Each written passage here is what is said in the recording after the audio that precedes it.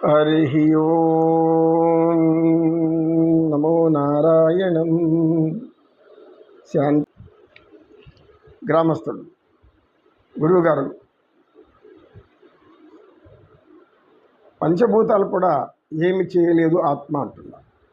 అసలు ఈ ఆత్మ అనేది మాకు అర్థం కాలేదు.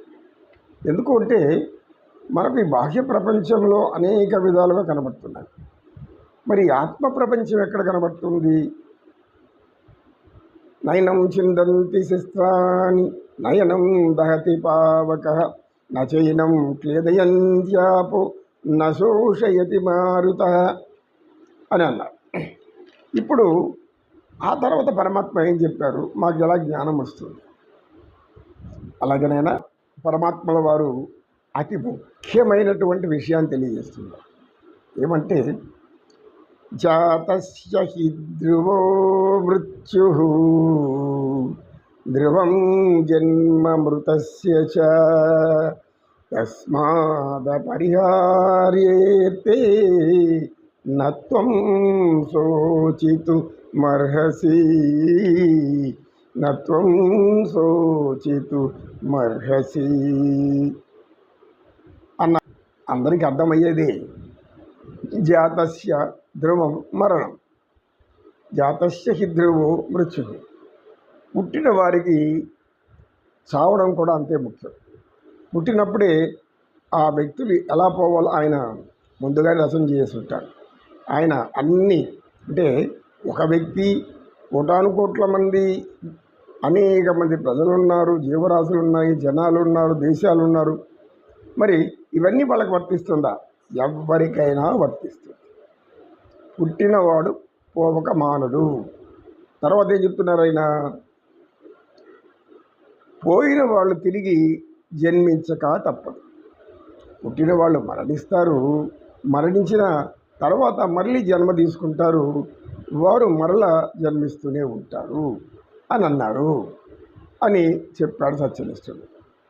అప్పుడు ఆ గ్రామ పెద్ద, అయ్యా గురువుగారు, మీరు ఇది అందరికీ తెలిసిన సత్యమే కదా, ప్రతి మానవుడికి తెలుసు, అనేక మంది మన ముందు చనిపోతున్నారు, మరి ఎందుకోసం మీద ఆయన మనకు భగవద్గీత చెప్పినట్లు? భగవద్గీతలో పుట్టిన వారు గిట్టక మానరు, చనిపోయిన వారు మరలి పుడుతుంటారు. ఇదైతే కొంచెం బాగా అర్థమైంది అందరికీ. ఏమది? పుట్టడం, ఒక వయసులో మరణించడం, అది అనేక విధాలు బట్టి ఉంటుంది, కర్మల బట్టి అని చెప్తుంది కర్మయోగం. కనుక ఇందులో గొప్ప విశేషం ఏముంది? మరణించిన వారు మళ్ళీ ఎలా పుడతారు? అది మనకు ఎలా తెలుస్తుంది? ఆయన చాలా చక్కగా అడిగారు. పరమాత్ములు మనకు తెలియదని ఆయన చెప్పారనుకుంటున్నావా? చెప్పిన దాంట్లో పరమార్థం ఒకటి ఉంటుంది. పరమ అర్థం, పరమ పదం, పరమ అర్థం, పరమేశ్వరం, పరమలోక పరాత్పరం, జగన్నివాసం. కనుక ఈశ్వరుడు ఈ యొక్క జగత్తంతా నిండి ఉన్నాడు, సర్వము తానై ఉన్నాడు.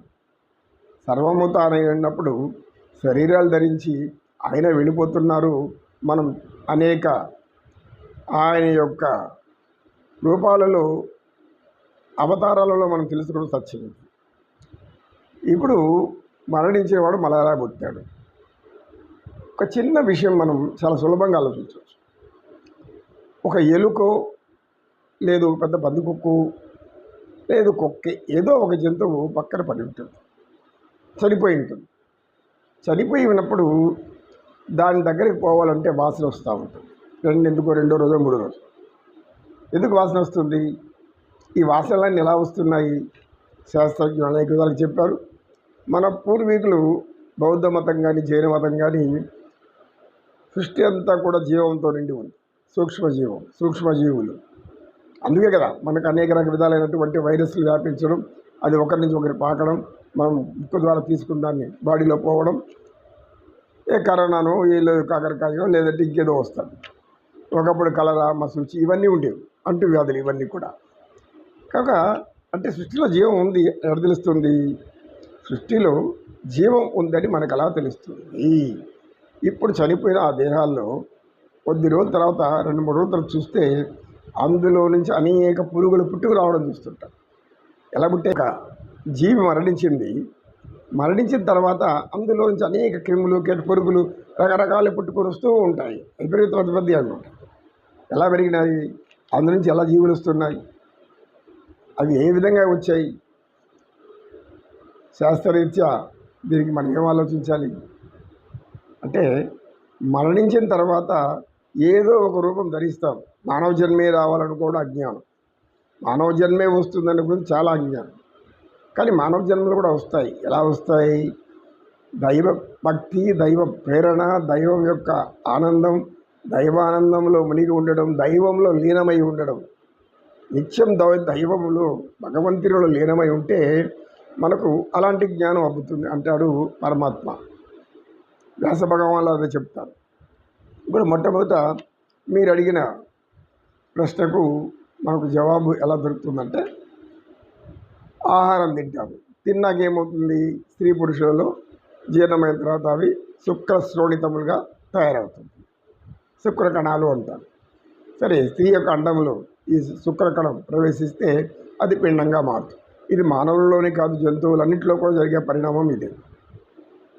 ఇప్పుడు అలా చేరినటువంటివి ఎక్కడో ఏ రూపంలో అక్కడ మనకు ఒక బిడ్డలో జన్మిస్తుంటారు కదా. మనము ఒక గొప్ప పుణ్యం చేశామనుకో, అప్పుడు గొప్ప పుణ్యాత్ముల ఇంట్లో పుడతాం. యోగజ్ఞానం కలిగి ఉన్నామనుకో, ఈ యోగా స్థితిలో ఉండేవాళ్ళ ఇంట్లో పుడతాం. ఇలా అనుకోకూడదా? ఎందుకు అనుకోకూడదు? కనిపించిన వారందరూ ఒకే రీతిలో లేరు కదా. కొందరు పేదవారి ఇంట్లో పుడుతున్నారు, కొందరు నిత్య దరిద్రుడి ఇంట్లో పుడుతున్నారు, వారు కోటీశ్వరుడు కడుపులో పుడుతున్నారు. ఈ అందరూ కూడా ఎలా ఎందుకు పుడుతున్నారు? లోపల ఉండే జెనెటిక్స్ ఇవి. అవి ఎలా వస్తాయి? మన ఆహారం ద్వారా వస్తాయి. మనం తీసుకునే ఆహారంలో, ఆహార పదార్థాల్లో మన శరీర నిర్మాణాన్ని బట్టి అక్కడ ఈ సృష్టి వెనక ఉండే అసలు రహస్యము పరమాత్మ. ఈ జన్మ నీకు మానవ జన్మ ఉత్తమమైంది. ఉత్తమమైన మానవ జన్మ ఇచ్చినప్పుడు నువ్వు దాన్ని ఎందుకు ఉపయోగించుకోవడం లేదు? ఏమి చెయ్యకూడదు అన్నీ చేస్తున్నావు. ఏది ధర్మ వ్యతిరేకమో, శాస్త్రీయబద్ధకము కాని వ్యతిరేకమో, లేక గొప్ప గొప్ప ఋషులు మునులు ఆగమ శాస్త్రాలు, నిగమ శాస్త్రాలు అని చెప్పేటివన్నీ కూడా వాటికి వ్యతిరేకంగా పోతే అలాంటి జన్మలు వస్తాయి అని చెప్పేదే కర్మ సిద్ధాంతం. కర్మయోగం అదే కర్మయోగం.